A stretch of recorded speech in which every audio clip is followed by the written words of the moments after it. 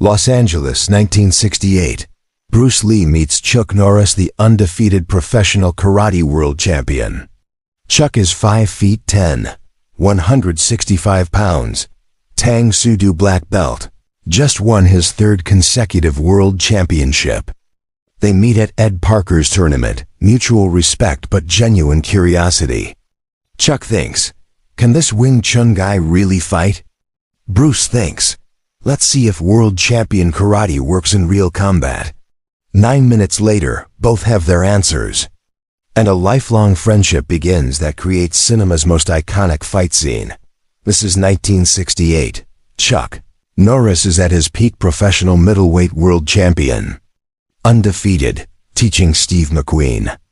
Bruce Lee is building Jeet Kune Do, challenging traditional arts. When these two meet, it's tournament-tested karate versus street-practical Jeet Kune Do. Point fighting precision versus continuous combat. What happens in 9 minutes creates mutual respect so deep that Chuck becomes Bruce's close friend, training partner, and eventually co-star in Way of the Dragon. This is the true story behind their legendary Colosseum fight. Chuck Norris is 28 in 1968. Joined Air Force. Learned Tang Soo Do in South Korea by 1968. Most successful tournament karate fighter in America, undefeated professional middleweight champion. Won grand championship at Ed Parker's Internationals 3 consecutive years. His techniques are precise, fast, powerful. Signature, spinning back fist reverse punch combination. Perfect point fighting timing. Chuck owns karate schools, teaching celebrities, including Steve McQueen. His reputation is impeccable. August 1968, Ed Parker's Long Beach Championships. Bruce demonstrates Jeet Kune Do 1-inch punch, incredible speed. Impressive, Chuck thinks, demonstrations are controlled. Tournament is pressure tested.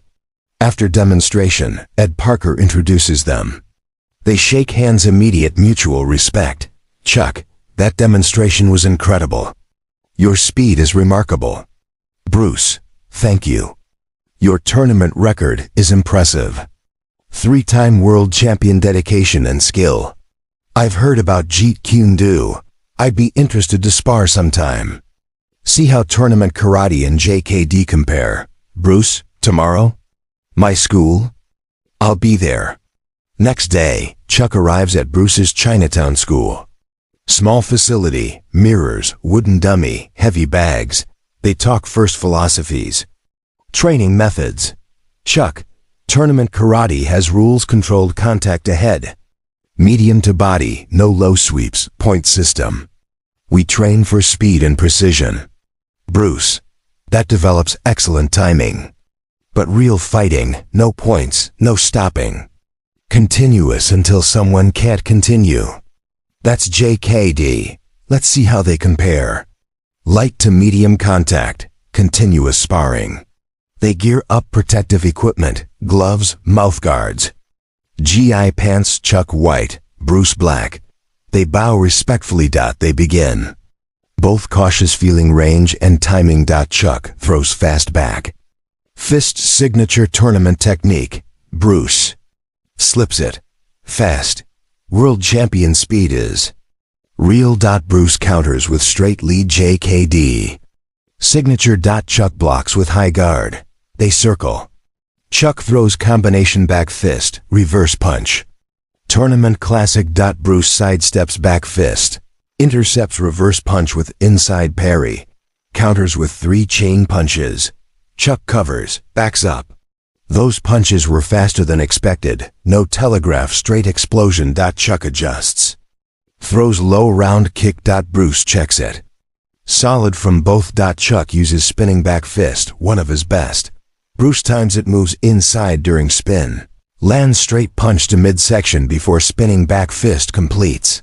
Chuck feels it. That interception timing. I've never been hit during my spin. Your spin is fast. But there's a moment you can't see. I use that. Chuck lands several techniques. Back fist catches Bruce's shoulder. Reverse punch on ribs. Tournament precision translates. But Bruce's constant forward pressure is new. In tournaments, fighters reset. Bruce doesn't keep pressing, forcing continuous defense. Bruce lands oblique kicks to knees. Chuck never seen this. Not tournament legal, but incredibly effective. Chuck adjusts. Uses jumping spinning back kick championship technique. Powerful. Bruce barely evades. 7 minutes. Both sweating, breathing hard. Neither dominated. They continue 2 more minutes, both landing. Both defending, both learning. Final exchange. Chuck throws best combination. Bruce intercepts counters. Bruce throws chain attacks. Chuck defends, counters. Both stop simultaneously. Learned what they needed. They bow deeply. Shake hands. Sitting. Both energized. Chuck, that was different. In tournaments, we stop after points. You kept continuous pressure, much harder. Bruce, your techniques are excellent. Spinning back fist especially would end fight. Your timing is world class. But your interception hitting before my technique completes tournament doesn't address this. We assume techniques will finish. That's JKD core. Intercept the attack. Don't wait. Chuck thoughtful. I want to learn more. Would you teach me? Absolutely. And teach me your spinning techniques? Deal. Train regularly. Over 3 years they become close friends and training partners. Chuck visits Bruce's school weekly.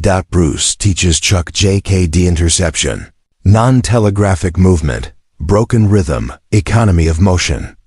Chuck's karate evolves more direct, efficient, unpredictable. Chuck teaches Bruce tournament techniques, spinning back fist, timing, footwork. Bruce incorporates into JKD, adds spinning techniques he didn't emphasize before. They become genuine friends. Chuck brings Steve McQueen to meet Bruce.